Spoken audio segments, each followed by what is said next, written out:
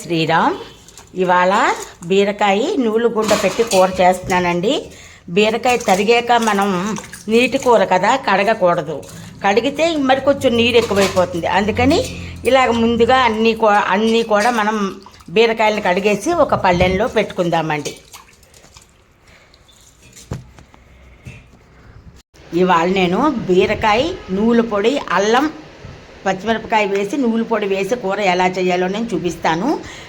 ముందుగా బీరకాయలని శుభ్రంగా ముందు కడిగేసుకున్నాక మనం తొక్క తీసుకుని ఇలా ముక్కలు చేసుకోవాలి. కొంచెం పెద్ద సైజు ముక్కలు చేసుకోవాలన్నమాట.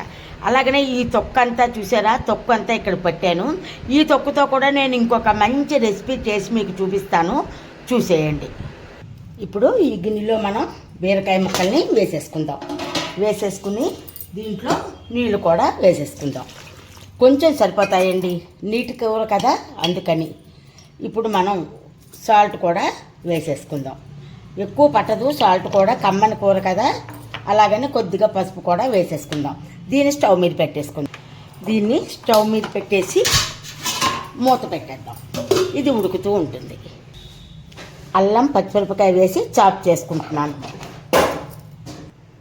కూర ఉడికిపోయిందేమో చూద్దాము.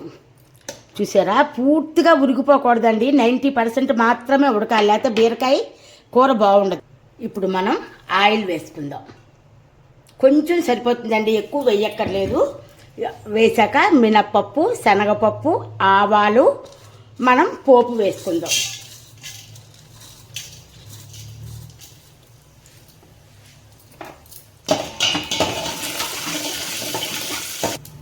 చూసారా, పోపు ఈ రకంగా వేగిపోయాక మనం చాప్ చేసి పెట్టుకున్న అల్లం, పచ్చిమిరపకాయలు, కరివేపాకు దీంట్లో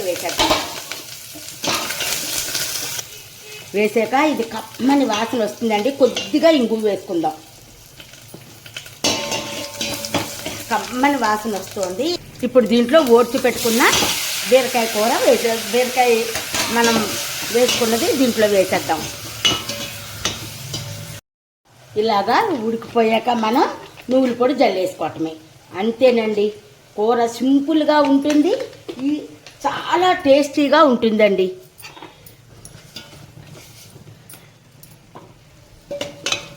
చూపిస్తున్నాను చూడండి, మొత్తం ఉడికిపోయింది. కానీ ఇత్తడి గిన్నెలో వెంటనే తీసేసుకోవాలండి, లేకపోతే కిలం ఎక్కుతుంది, చేదు వస్తుంది.